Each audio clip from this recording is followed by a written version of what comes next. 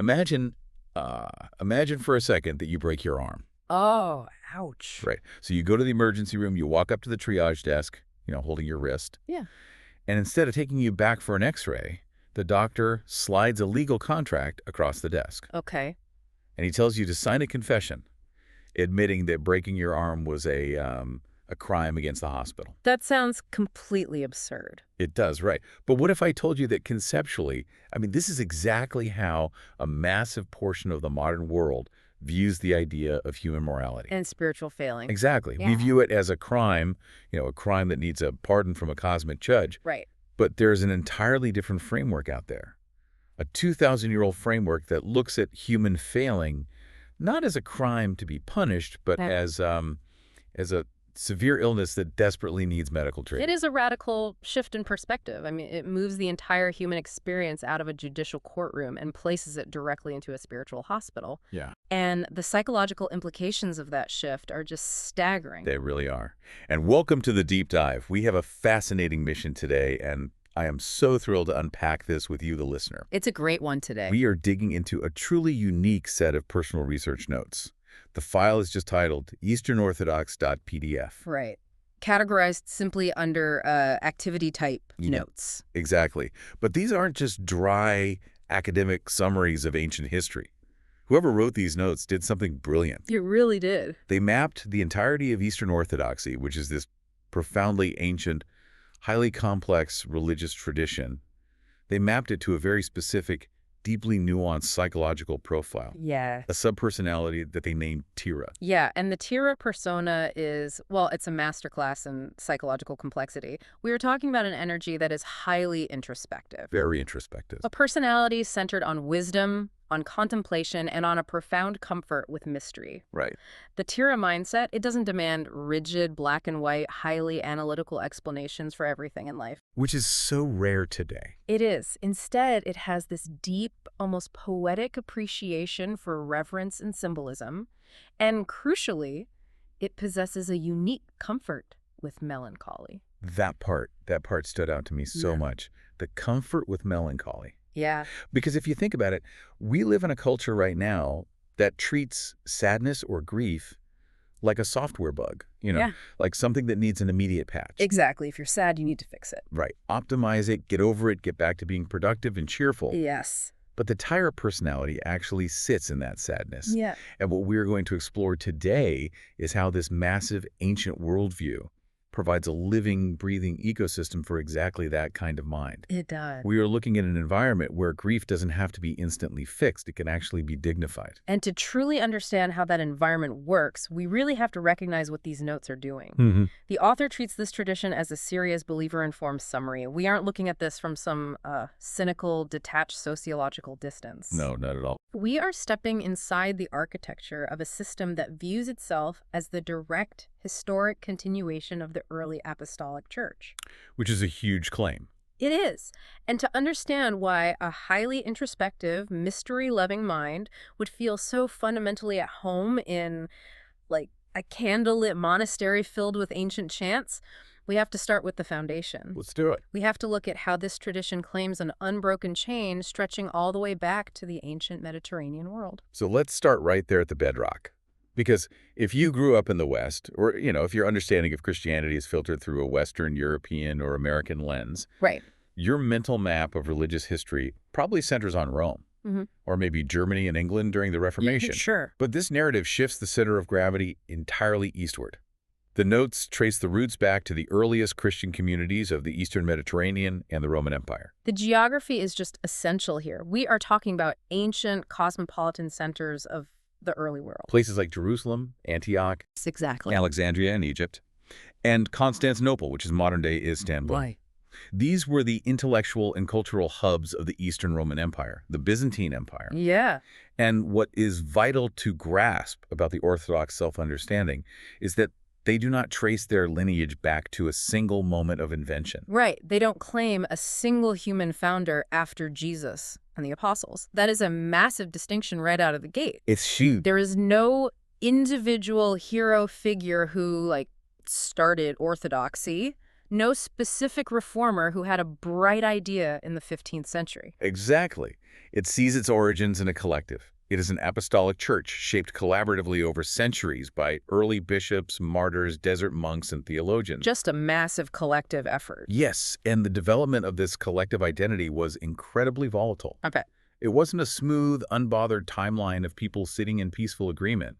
The theology was forged in the absolute fire of major existential crises. Right. I mean, the early centuries were essentially just massive, society-shaking arguments about the nature of reality itself. Yes, exactly. Like, who exactly is Christ? How can someone be both divine and human? How does the Trinity actually function? These were the big questions. And this brings us to the councils, because the notes highlight the first 7 ecumenical councils as being the decisive, foundational pillars of this tradition. We're talking about gatherings like the Council of Nicaea in the year 325, Okay. Constantinople in 381, Chalcedon in 451, stretching all the way to the Second Council of Nicaea in 787. I want to pause on those councils for a second, because I think it's easy to hear those dates and think, okay, a bunch of old guys in robes had a board meeting 1,000 years ago. Right, right. But the text makes it really clear that Orthodoxy treats these councils as authoritative, living expressions of the faith. They aren't just historical footnotes. No, not at all. So why does a council from the year 325 still dictate the daily reality of a believer in the 21st century? Because in their view, those councils were the moments when the Holy Spirit actively guided the collective body of the church to protect the truth from being corrupted. Oh, wow. Yeah.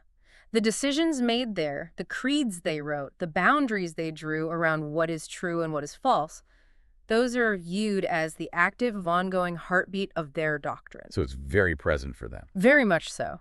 To change what was decided at Nicaea or Chalcedon would be, to them, like trying to change the foundational laws of physics. Wow. But of course, wherever you have human beings fiercely debating the laws of the universe, you are going to have fractures. And the notes outline some massive historical splits. They do.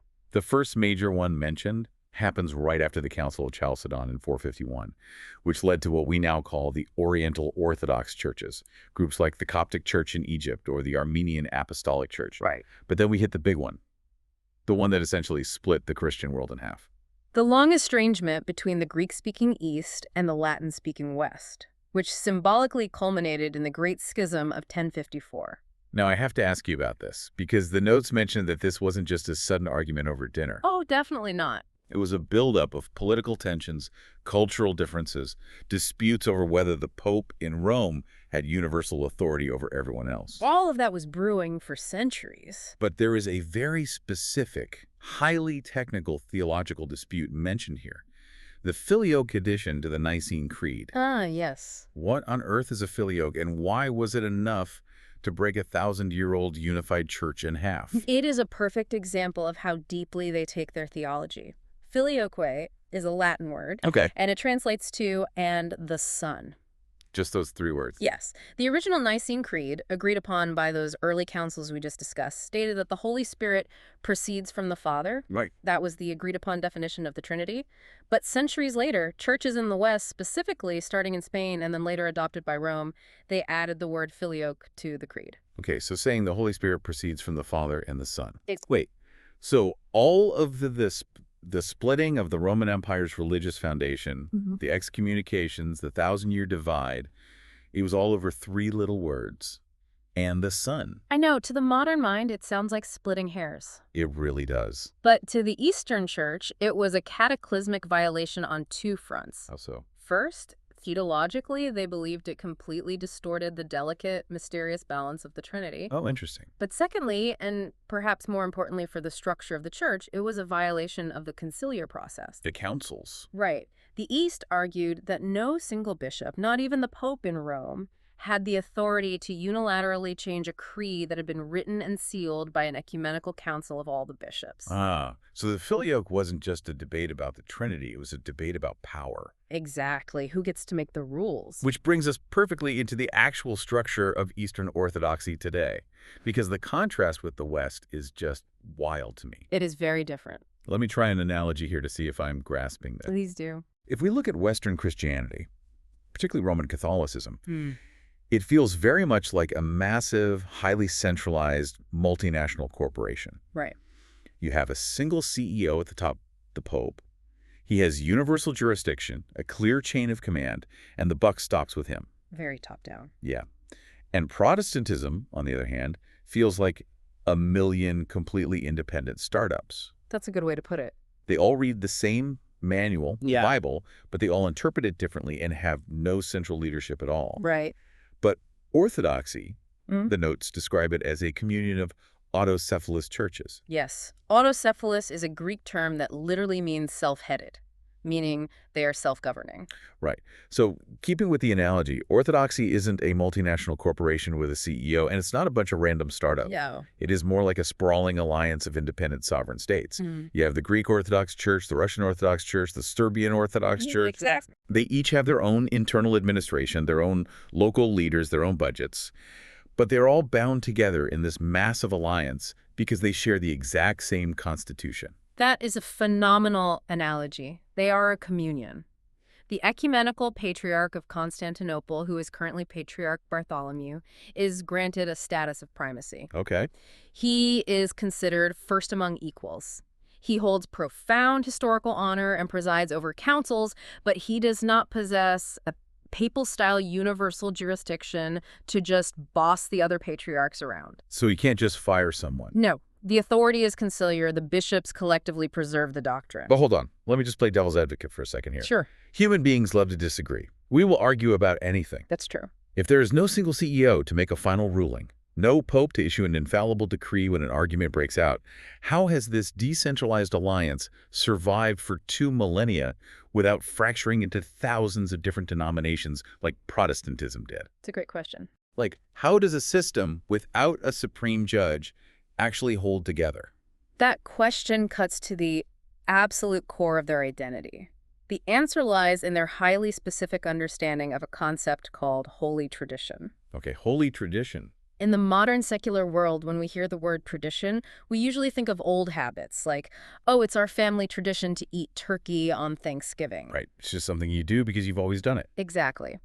But in Orthodox theology, holy tradition with a capital T is a living, breathing, active presence. The notes are very explicit about this. They state that tradition includes the Bible, yes, but it also includes the creed, the decisions of the councils, the ancient liturgy, And writings of the same. the canon laws, the physical iconography, and the entire worshiping life of the church. Yeah. They do not separate the Bible out and put it above the church the way many Western traditions do. Exactly.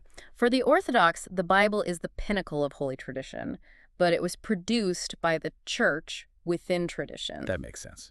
You cannot separate the book from the community that wrote it and compiled it. So to answer your question about how they don't fracture, Yeah. the shared ritual and the absolute demand for historical continuity act as the binding glue. I see. It's a decentralized authority that relies on a massive collective consensus. To change a theological doctrine requires the agreement of the entire conciliar body, which means things change at a glacial pace, if at all. It's almost like a blockchain. Oh, interesting. Like you can't just alter one ledger on your own computer. The entire network of independent nodes has to verify that the change perfectly matches the original code or the system rejects it. That's exactly it. The text says that doctrine must remain continuous with the received faith of the early undivided church. You don't have a CEO handing down new memos. You just keep running the original code with intense precision. And this intense reliance on the ancient consensus rather than a single supreme judge, it radically changes how they view everything. Because if you aren't obsessed with legal decrees coming from the top down, you start to view human failure and human suffering in a completely different light. Which transitions us perfectly into one of the most mind-bending parts of this entire worldview, how they actually view the human condition. It's fascinating. Yes. Let's get into the spiritual hospital concept because this completely short-circuited my brain. I can imagine. When I think of religion, especially Western religion, which has so heavily influenced our secular justice systems, I think of courts. I think of a cosmic scale of justice. Right. You break a rule, you accumulate guilt, and you need a judge to acquit you or someone to pay your fine. The legal framework. Exactly. But the notes introduce a totally different ultimate goal for human life, and it uses a Greek word, theosis. Theosis, or deification. The notes emphasize that this is one of the absolute most distinctive ideas in Eastern theology. Deification. Yes. The ultimate purpose of human life is not simply to be a good person or to earn a ticket to a pleasant afterlife. The goal is theosis, real, experiential union with God by grace. That is an intense word. Hey, yo. Deification. What does that actually mean? They aren't saying you become a literal god, right? Like, Yeah. you aren't suddenly going to start hurling lightning bolts. No, no, no. The theology is very careful to distinguish between God's essence and God's energies. Okay, break that down. You do not become part of God's uncreated essence. That would be pantheism. You remain fully human, Got it. but you participate completely in God's divine energies. A classic analogy they use is a sword placed into a blazing fire. Oh, I like this. The iron sword remains iron. It doesn't become fire. But if you leave it in the flames long enough, the iron takes on all the properties of the fire. It glows. It glows, it gives off heat, it burns. Theosis is the process of the human soul being left in the fire of divine grace until it's utterly suffused with it. That is a staggering concept. And the notes point out that this isn't just some fringe mystical idea reserved for hyper-spiritual monks living in caves on a mountain. Not at all. It is the central, driving spiritual goal for every single ordinary believer. And because theosis is the goal, it completely reframes the core human problem. Right. If the goal is union with the divine, then the problem isn't just that we break rules. The notes state that human nature is fundamentally created good. We are designed for this union. Okay. But we are severely wounded. We are wounded by mortality, by disordered desires, and by spiritual blindness. This brings us back to that courtroom versus hospital idea. The text explicitly contrasts the Eastern view with the Western view. It does. In the West, both Catholic and Protestant theologies often speak heavily about original sin in legal terms. Adam and Eve broke the rules, so humanity inherited their legal guilt. Right, the debt. We are born in the red. Yeah. We are criminals standing before a judge, needing justification, acquittal, and a pardon. But the East uses medical categories. The notes are very clear here. Orthodoxy tends to speak of the human problem in terms of death, corruption, and estrangement rather than inherited personal guilt. That's a massive difference. It is. You do not inherit Adam's guilt. You inherit the consequence of his separation from the source of life, which is mortality and a tendency towards sickness. So to go back to my hospital analogy from the very beginning of the deep dive. Yeah. In this worldview, the church is a spiritual hospital, not a cosmic courtroom. You don't go to church to beg a judge for a pardon. You go to be treated by a physician. Exactly. The priest isn't a prosecutor. The priest is a spiritual doctor prescribing medicine. Sin isn't a crime that angers God. Sin is a progressive disease that destroys you. It completely shifts the psychological weight of existence. Think about our Terra personality. Right, our introspective persona. A personality that is introspective, melancholy, and prone to overthinking. If you tell a Terra that they are a guilty criminal constantly angering a perfect judge, they will likely spiral into anxiety or despair. Absolutely. But if you tell them they are a wounded patient in a hospital and the doctor is patiently waiting to apply a healing salve, it evokes a deeply profound sense of relief and humility. That's beautiful. Salvation is framed as healing and transformation, not a legal loophole. But wait, let me push on this. Yeah. Because I am putting myself in the shoes of a modern, practical person listening right now. Fair enough. We live in a world of precise contracts, terms of service, and clear boundaries. We like to know exactly where the line is. We really do. If I drive 65 in a 55 zone, I am breaking the law. Clear metric. But if religion doesn't have a strict legal checklist of what constitutes a crime, doesn't it just devolve into vague, ambiguous chaos? Like, how do you even know if you're doing it right? That is a very natural modern reaction. We crave the security of a checklist because a checklist tells us exactly when we can stop working. Right. I kept the 10 rules today, therefore I am safe. Exactly. But the lack of legalism in Orthodoxy absolutely does not mean a lack of rigor. In fact, it might be exponentially more rigorous. Really? Yes. The source touches on a Greek concept called ascesis. Which is where we get the word asceticism. Precisely. Ascesis translates roughly to disciplined effort or training. The rigor in this tradition isn't found in analyzing the fine print of a legal code to see if you technically committed a sin. Okay. The rigor is in the incredibly demanding, patient, physical work of inner healing. The notes say Orthodoxy strongly combines discipline and devotion. So it's like physical therapy. Oh, that's good. If you've ever had a major surgery, you know that physical therapy doesn't operate on a guilty or not guilty binary. Huh? You don't do your stretches to avoid being punished by your physical therapist. Right. You do them because if you don't, your muscles will atrophy and you won't be able to walk. The rigor is the painful daily repetition required to actually heal. That is a perfect parallel, and this embraces another key concept highlighted in the notes. Orthodoxy is apophatic. Apophatic. Let's define that for the listener because it's a huge piece of the puzzle. Apophatic theology is essentially the theology of negation. It is the belief that God is so infinite, so utterly beyond human comprehension, that our human language and logic are entirely insufficient to describe him. We just don't have the words. Exactly. Therefore, we can only truly state what God is not. God is not finite. God is not evil. God is not constrained by time. As opposed to demanding precise, positive, logical definitions for every single mystery of the universe. Exactly. Western theology historically has loved the analytical approach, categorizing God's attributes, writing massive volumes of systematic theology that logically explain exactly how salvation works. Right. The Orthodox approach is deeply comfortable leaving the mystery as a mystery. They embrace paradox. Like how Jesus is fully human and fully divine. Yes. They don't try to solve the math equation. They Yeah. simply protect the paradox and worship before it. And again, this maps so flawlessly onto the tyros of personality, a mind that seeks wisdom but recoils from rigid, clinical explanations of the human soul. Yes. Tyra doesn't want a spreadsheet of God's attributes. Yes. Tyra wants to encounter the mystery. Yeah. But here is the catch. If the goal is to undergo a medical treatment for the soul, and if the method is ascesis, physical, disciplined effort, you need actual tangible therapies. You do. You can't just think yourself healthy and avoid. No, you cannot. Which brings us to the intensely physical, radically sensory world of Orthodox worship. The notes spend a significant amount of time detailing what they call a sacramental cosmology. And they introduce this phrase, which I want you, the listener, to really let sink in. The phrase is, the rule of prayer is the rule of belief. It's a foundational idea. Let me say that again. The rule of prayer is the rule of belief, meaning the way you pray physically dictates what your mind actually ends up believing. Yes. Theology isn't primarily found in textbooks or academic journals or even in a 45-minute sermon. Theology is embedded in the physical liturgy itself. This is where we see a profound divergence from the modern, purely intellectual approach to learning.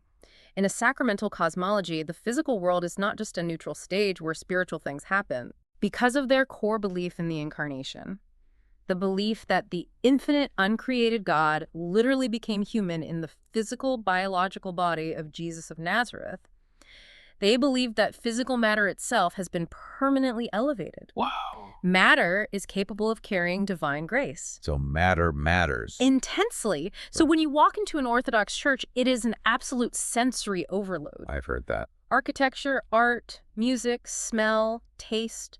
These are not just decorative extras to make the room look nice or to set a mood. They aren't just for ambiance. No, they are theological media. The domes, the clouds of incense, the ancient Byzantine chanting, the holy water, the blessed oil. These are viewed as real, tangible channels of spiritual transformation. That's wild. The physical world is a vessel for the divine. Let's talk about the most visible aspect of this, which the notes cover extensively, the icons. Ah, yes. The stylized two-dimensional paintings of Christ, Mary, and the saints that cover the walls of these churches. Because to an outsider, especially someone from a modern Protestant or secular background, Watching people walk into a church, bow down before a wooden painting and kiss it, it looks like straight-up idolatry. It looks like they're worshiping a piece of wood.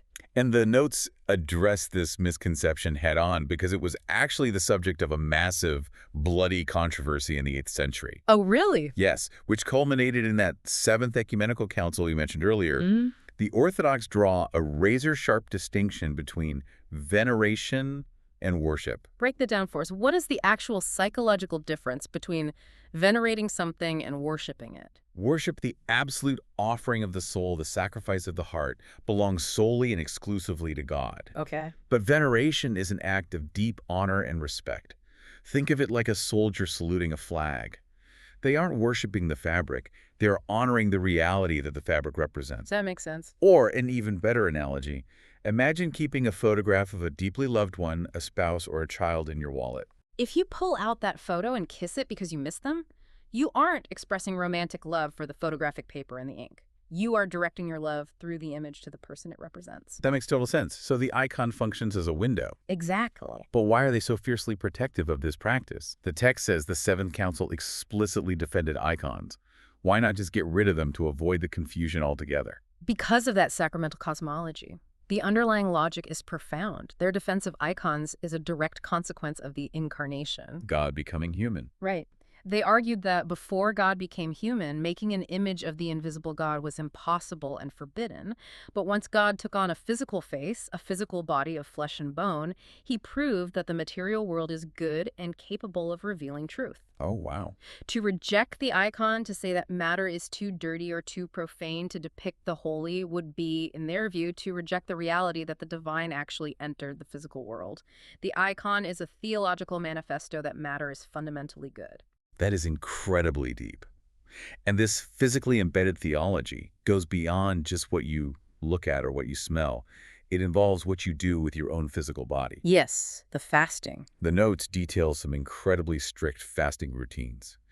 We're talking about abstaining from meat, dairy, fish, wine, and oil. It's very rigorous. And not just once a year. They fast every Wednesday and Friday, plus Great Lent, the Nativity fast before Christmas, the Apostles fast, the Dormition fast. I mean, it adds up to almost half the calendar year. It is an immense physical commitment. But again, it is not a legalistic requirement where God is keeping a ledger of how many hamburgers you didn't eat. Right. It's not a point system. No. The notes specify that official teaching presents fasting as a tool. It is a means of repentance, prayer, and love rather than an end in itself. It is the ascesis, the bodily training. It makes me think of an analogy. Learning Orthodox theology seems entirely different from learning Western theology. How so? In the West, you learn theology like you learn algebra. You read a book, you memorize the formulas, you pass a written test. Very intellectual. But learning Orthodoxy is like learning how to ride a bike or learning a new language by dropping yourself into a foreign country. You cannot learn the balance required to ride a bike by reading a physics textbook about gravity and momentum. No, you definitely can't. You have to physically get on the bike, you have to fall off and scrape your knee, you have to feel the gravity in your inner ear, you have to absorb it physically. That is precisely the dynamic the notes are illustrating. They mention that even when believers are not highly educated in academic theology, the tradition is still successfully learned bodily and communally. Bodily and communally. You learn it by the repetitive physical action. The services are long, often 2 to 3 hours, and people stand for most of it. There is a physical toll. Yeah. The liturgy itself, with its repetitive chanting and cyclical calendar, functions as a living theological text that bypasses the intellect and sinks directly into the bones. It is designed to be, as the text calls it, heaven on earth. So I have a question for you, the listener. Think about your own life for a second. What do you know in your bones because of a physical routine rather than something you just read in a manual? That's a great question. Like the way you instinctively know the exact layout of your kitchen when the lights are off, the muscle memory of your fingers flying across a keyboard, the physical intuition of driving a car. Exactly. That deep preverbal bodily knowing is the exact kind of knowledge that Orthodoxy is aiming for with its theology. And if you immerse a human being in that slow, physical, highly sensory, demanding routine for years and decades, it inevitably shapes a very specific type of mind. Yes, it does. Which brings us perfectly back to the psychological profile of Tira that we established at the very beginning of our deep dive. Let's bring Tira fully back into the room, because this is where the deep dive bridges ancient theology and modern psychology in such a beautiful, striking way. It really is striking. The notes explicitly map this entire worldview to the Tira subpersonality. And when you look at the virtues that Orthodoxy prioritizes, the connection is undeniable. The tradition understands human nature as wounded but fundamentally good, aiming at purification. And the tools required for that purification, the virtues they elevate above all others, are humility, repentance, patience, self-control, and watchfulness. Watchfulness. The Greek word is nepsis, right? Yes. This idea of guarding the heart, of paying extreme quiet attention to the thoughts rising up in your mind before you act on them. That is essentially the definition of a highly introspective, open personality. It is the ultimate psychological mindfulness, thousands of years before the concept became a modern corporate buzzword. Literally. The notes describe the Tira persona as someone who is reverent, symbolic, and deeply comfortable with paradox, and the emotional tone of this worldview fits that perfectly. The text observes that Orthodoxy carries grief and joy together unusually well. Carries grief and joy together unusually well. I want to linger on that because the notes describe it as a blend of sorrow for sin, awe before the absolute mystery of the universe, a deep tenderness toward mercy, and yet and exploding triumphant joy, especially during Pascha, which is their Easter. Yes, They actually have a phrase for this, don't they? Bright sadness or joy-making sorrow. they do.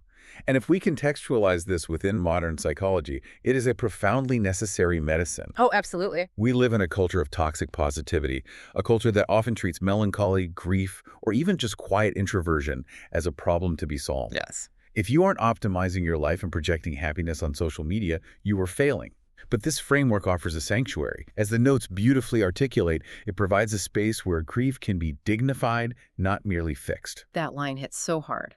Grief can be dignified, not merely fixed. If you are listening right now and you have ever felt entirely burnt out by the relentless pressure to constantly reinvent yourself. Which is exhausting. It is. Or if you feel like modern life demands cheap, quick, black and white answers to incredibly complex, agonizing human emotions, you can completely see why a Tira mind finds a home here. It's a total antidote to the exhaustion of modernity. The author of the notes expands on this as a sociological observation. Why are modern people, especially in the West, converting to this ancient Eastern faith? Right. It appeals to those looking for a historic Christianity, yes. But fundamentally, it appeals to those seeking a depth of practice that acts as a rebellion against modern individualism. The hyper-individualism, where you are the center of your own universe and you have to generate your own meaning every single day from scratch, that is exhausting. Exactly. The notes identify the main human problems in this worldview not just as moral failure breaking rules, but as fragmentation, pride, a deep forgetfulness of God, and this is a striking phrase from the text, lying as though death rules reality. Living as though death rules reality. That gives me chills. Break that down. What does it mean to live as though death rules reality? It means living with the underlying frantic anxiety that your time is running out, that physical decay is the ultimate victor, and therefore you must ruthlessly extract as much pleasure, wealth, and status from the world as quickly as possible. So it's a scarcity mindset. It is a scarcity mindset on a cosmic scale. The Orthodox diagnosis is that this fear of death is the root of almost all human sin and dysfunction. And the proposed cure isn't a self-help book telling you to think positive thoughts. Yeah. The cure is plunging yourself into a communal, slow-moving, ancient stability that tells you death has already been defeated. Exactly. And the ultimate psychological exemplars for this, the people they look up to the most, aren't billionaires or influencers.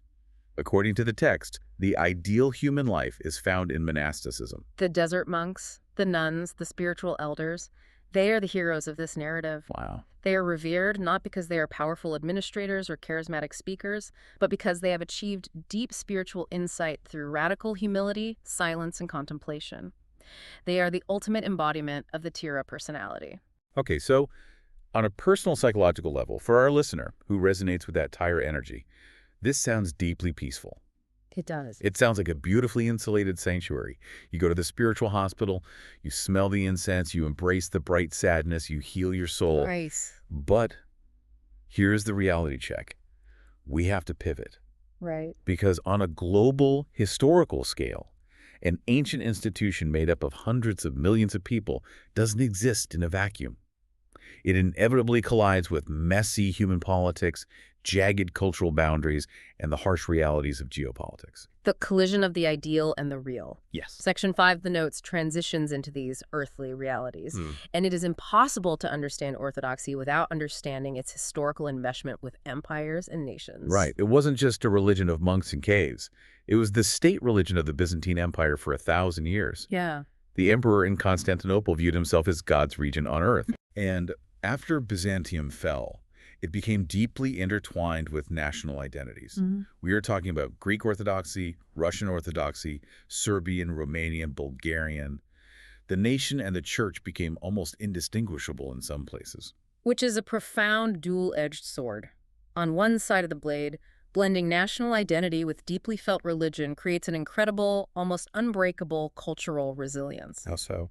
The text points out that this tradition survived the 400-year domination of the Ottoman Empire. It survived the brutal, systematic persecutions of 20th century communist regimes, and it is surviving massive modern secularization. That's incredible. That resilience comes from the fact that to abandon the faith was to abandon your people. But on the other side of the blade, it risks extreme ethnic division and massive political entanglement. Very much so. If the church is tied to the nation, what happens when two Orthodox nations go to war? Or what happens when people from those nations immigrate? It creates huge tension. The notes discuss this tension between universality and ethnicity. For example, in the diaspora, like in the United States, where Pew Research reported they make up only about 1% of adults. The text notes that parishes can sometimes function more as religious ethnic community centers than as universal spiritual hospitals. Yes. You might walk into a church in Chicago and find that the liturgy is entirely in Greek. The cultural festival is the main event of the year. And if you aren't Greek, you feel like a tolerated outsider rather than a full member of the family. And this leads to a massive geopolitical fracture that I want to explore because it challenges that whole unbroken ancient unity narrative. Right. We've been talking about this beautiful decentralized alliance of sovereign states sharing the same constitution, but the notes explicitly outline a major ongoing modern schism. You are referring to the situation between Moscow and Constantinople regarding Ukraine. Exactly. How does a church that prides itself on 2,000 years of continuous, unbroken unity navigate a modern, real-time break in communion? It's a huge issue for them. Let me lay out the facts as the notes present them, and then I want your analysis. The text states that in 2019, the Patriarch of Constantinople granted autocephaly, which we defined earlier as self-governing independence, to the Orthodox Church of Ukraine. Yes. But in 2018, anticipating this exact move, the Patriarchate of Moscow completely rejected the act and severed communion with Constantinople. And the notes mentioned that this remains a massive, unresolved fracture in 2026. It is a profound crisis for the Orthodox world. And what is fascinating from an analytical standpoint is that this conflict is actually a direct symptom of that decentralized autocephalous structure we praised earlier. Really? How so? Because there is no single pope. If the Roman Catholic Church wants to redraw diocesan boundaries in South America, the Pope signs a piece of paper and it is done. But in a decentralized system, disputes over jurisdiction over who has the ancient canonical right to grant independence to a national church can escalate until the only mechanism for protest is to sever communion. And communion is the absolute boundary line. Precisely. The text explains that the in-group boundary in Orthodoxy is drawn primarily by the communion cup. It's about who shares the Eucharist at the altar and who officially recognizes which bishops. It is not just about intellectual agreement on doctrine. That is the wildest part to me. Both Moscow and Constantinople claim the exact same ancient theological faith. Yes, identical. They believe the same things about the Trinity. They use the same Byzantine liturgy. They venerate the same icons. The fracture isn't over theology, like the Filioque was in 1054. No, not at all. The fracture is jurisdictional, administrative, and deeply inextricably tied to modern national identities and geopolitical conflicts. It's a stark reminder that even a spiritual hospital operates in the physical, messy world of borders and power. And the text mentions other internal messy diversities as well. Beyond geopolitics, there are massive cultural differences in tone between cradle Orthodox cultures, people who are born into it and view it as their cultural heir, and communities that are heavy with zealous modern converts who chose it intellectually and sometimes want to outmonk the monks. Well, that makes sense. There are fierce internal debates over how much ecumenical engagement to have with Catholics or Protestants. Some say dialogue is necessary. Others view it as a dangerous compromise of the ancient truth. But despite all of these earthly pressures, the nationalisms, the jurisdictional fights, the internal debates, the core heartbeat of the tradition remains remarkably insulated. It really does. The liturgy continues. The sacramental theology holds steady. The fasting calendar doesn't change. Which brings us to the final major theme of our deep dive. How this ancient, slow-moving glacier actually confronts the hyper-fast, fragmented reality of the 21st century. The notes categorize its adaptation to modern society as selective, and that is putting it mildly. Very mildly. The text says they show unusual conservatism in liturgy and theology. They aren't trying to rewrite their ancient prayers to sound more contemporary. Recently not. You aren't going to find an Orthodox church featuring a rock band and a smoke machine to attract the youth. No, the form is protected just as fiercely as the content. They will use modern media podcasts, YouTube, digital publishing to broadcast the ancient faith, but they will not fundamentally alter the faith to make it more palatable. But they do engage with modern crises in incredibly unique ways. I found it fascinating that the notes specifically highlight environmentalism. Yes. It points out that Ecumenical Patriarch Bartholomew has framed climate change not just as a technical problem or a political talking point, but as a severe moral and spiritual crisis. Why does a deeply conservative ancient church care so passionately about ecology? If we trace that back to the theology we discussed earlier, the sacramental cosmology, it makes perfect, inescapable sense. Right. Remember, they believe the physical world is meant to carry divine grace. Matter is fundamentally good. Therefore, the earth itself is essentially a massive sacrament.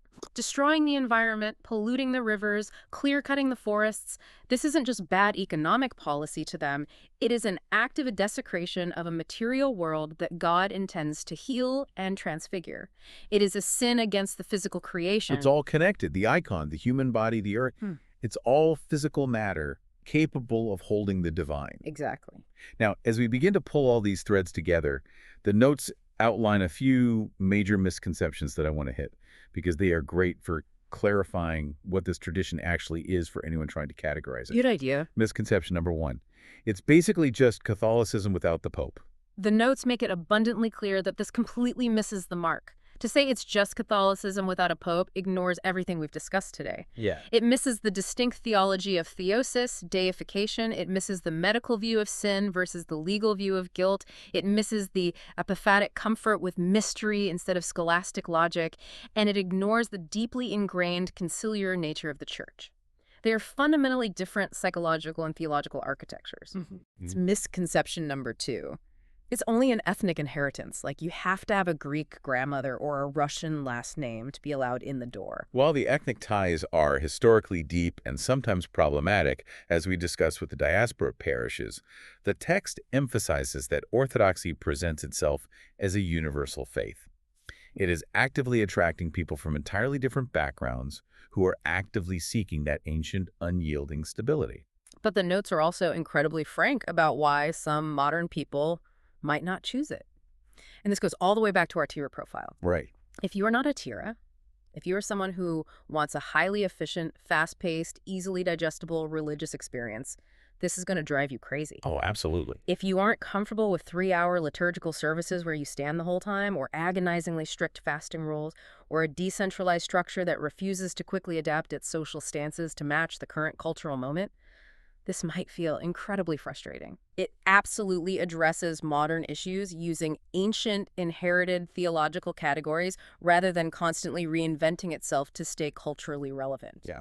That unbending rootedness is its main magnetic draw for some people, and it is the biggest insurmountable hurdle for others. So for you, the listener, trying to synthesize this massive journey we've just been on, if you take one thing away about how Orthodoxy views the 21st century, is it that the Church is simply ignoring the modern world, or is it trying to redefine it?